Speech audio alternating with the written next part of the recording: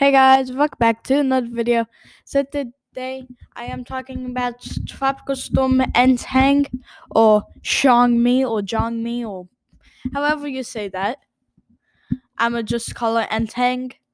Actually no, I'll call it Jangmi because Entang it isn't now in the Philippines region. But so I'll call it Jangmi. Jangmi exited the Philippine area of responsibility at 1 p.m. local time today. It will track generally northward towards East China Sea and will turn slightly northwestward heading towards South Korea. And it's actually looking like it might make landfall on. I'm going to show you generally because I do not want to mispronounce any names. This general area is the area for possible landfall. So this is the general area for possible landfall, and then it's supposed to go off oval into the Eastern Sea or the Japan Sea.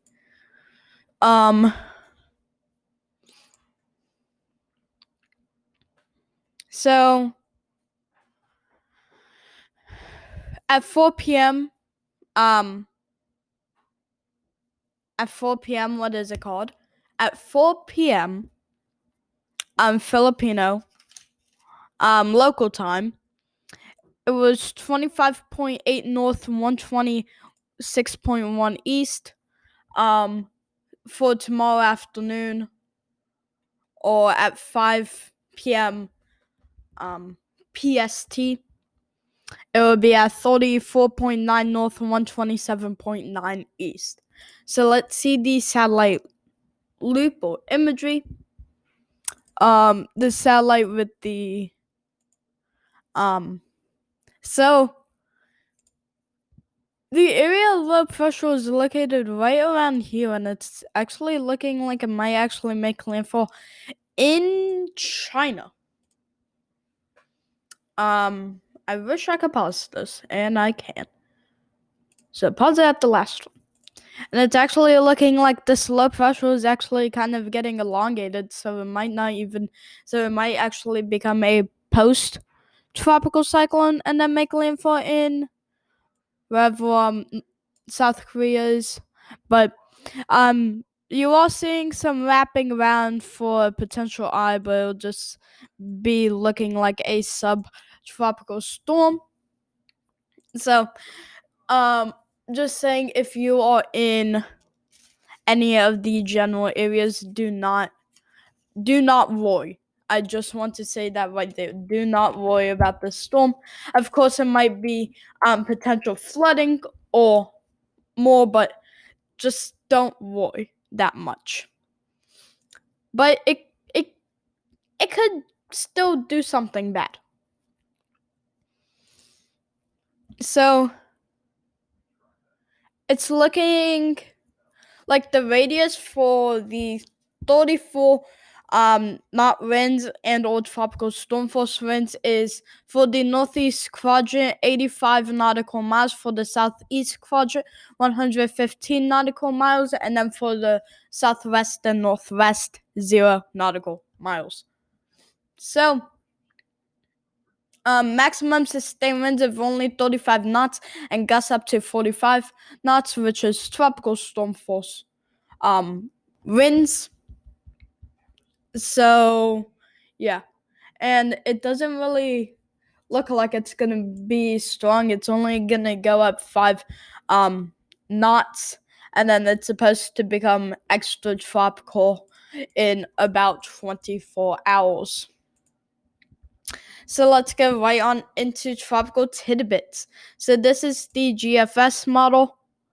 The GFS model says die down and then makes landfall into Korea and then moves on up and then become extra tropical. Now let's see the CMC model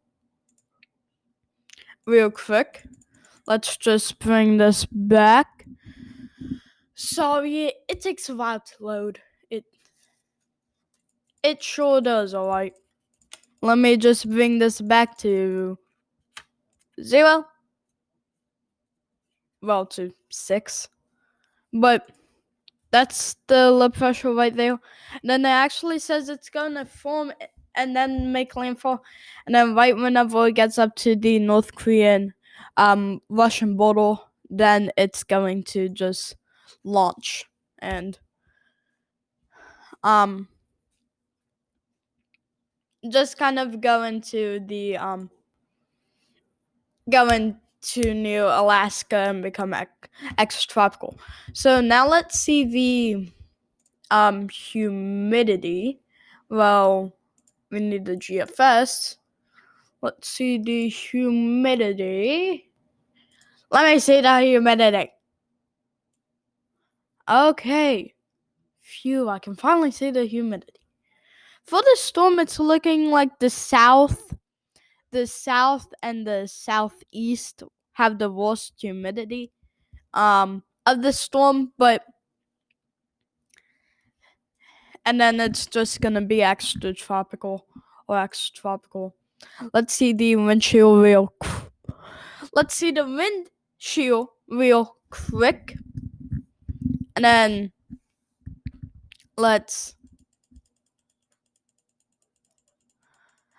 So for the storm, wherever the storm is, it's actually looking like the wind chill is good at the center, and all the wind chill is kind of surrounded around the edges, which is gonna be good. Let's see the sea surface temperature real quick. So as we see here, let's see the Western Pacific. Okay, so as we see here, it's in warm temperatures. Like, all the conditions are good for a strong storm. But as you see, it's getting into very cold temperatures around 21 degrees Celsius to 22 degrees Celsius.